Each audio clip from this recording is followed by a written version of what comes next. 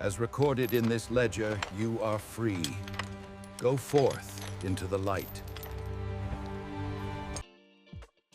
History books tell us that slavery was abolished centuries ago, that iron shackles were cast off, and that humanity attained its ultimate freedom.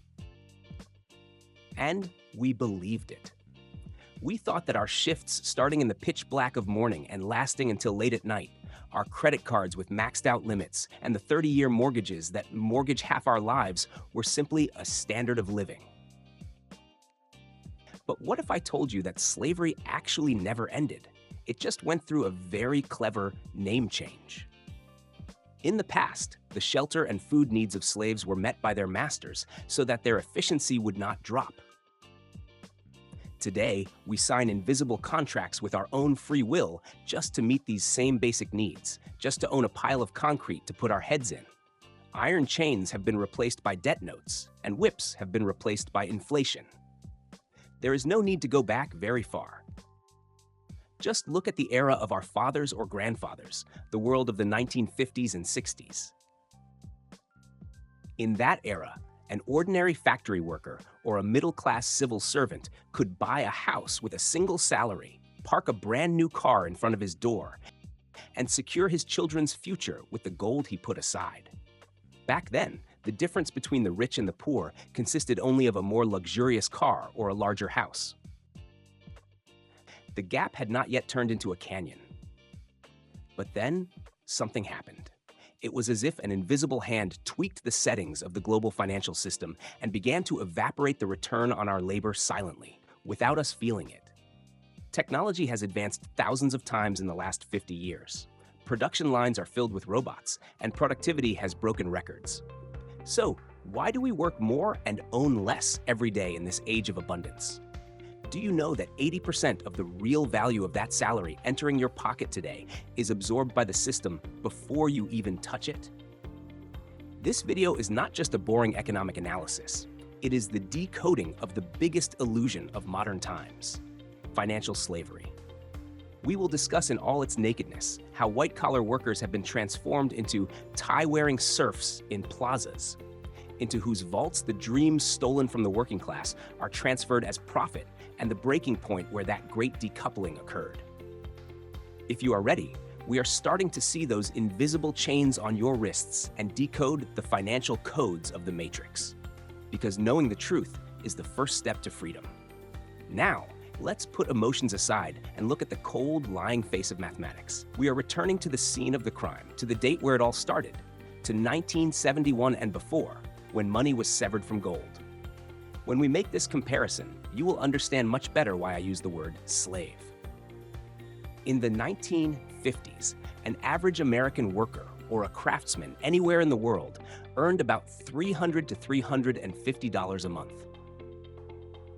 In that era, under the Bretton Woods Agreement, 1 ounce of gold was fixed at $35. Please engrave this calculation in your mind. An ordinary worker of that day could buy exactly 10 ounces, that is, approximately 311 grams of pure gold with just 1 month's salary. Think about it. Who working for minimum wage or an average civil servant salary today can put aside more than 300 grams of gold in a month? This is not a dream. It was the standard our grandfathers lived by.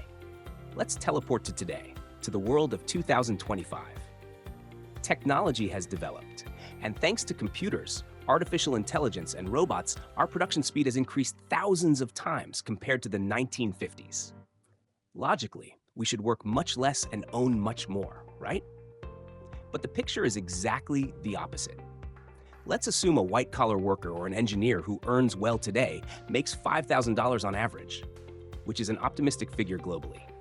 In a market where an ounce of gold exceeds $2,600, this well-paid modern slave can buy only 1.9 ounces. That is approximately 60 grams of gold with 1 month of sweat. Look at the difference. A purchasing power dropping from 311 grams to 60 grams. We work 5 times more efficiently than our grandfathers, but the return on our labor is 5 times less. So where did this labor worth 250 grams of gold go? It did not evaporate. The law of thermodynamics applies to the economy as well. Value does not disappear, it only changes hands. That lost 80% was taken from your pocket and transferred as profit to the coffers of that 1% super rich minority who control the financial system. This robbery happened not only in gold, but also in the houses we put our heads in. In the 1950s, the price of an average house was only 3 times a worker's annual salary, meaning by working for 3 years without eating or drinking, or with a reasonable installment plan, one could own a debt-free house in 10 years. Today, however, an average house is sold for 7 to 10 times the annual average income. The house that a father used to buy with a single salary is now something a husband and wife can only dream of with double salaries, 30-year bank loans. That is, a debt shackle that will last a lifetime. The system whispers to us, do not own, rent, do not buy, subscribe. While white-collar workers are consoled with cool titles like manager or director in plazas, they have actually been disconnected from reality. The money that is distributed to credit cards, home loans, car installments, and digital subscriptions on the day the salary is deposited shows that the person never actually owned the money. We are just transmission lines over which money passes. Money leaves us and flows rapidly to banks and giant corporations. This great break that occurred after 1971 is known in economic literature as the Great Decoupling. While productivity and efficiency climbed to the sky, worker wages crashed to the ground. That massive difference created the tech giants and trillion-dollar investment funds like BlackRock and Vanguard that you hear about in magazines and news today. They are launching rockets into space, building artificial intelligence bases, and buying massive lands with the purchasing power we lost. And while we question why the labels in the market change every day, we are actually being tamed by an invisible tax, a modern whip called inflation. Slavery has not ended. It is just that we no longer have iron chains on our feet. Instead, we have unending debts and salaries that melt away every day. What I have told you might have darkened your mood or made you angry. But remember, the first step to solving a problem is accepting its existence and magnitude. This financial web woven over us since 1971 will continue to operate as long as we sleep. So, what can we do individually in this modern feudalism?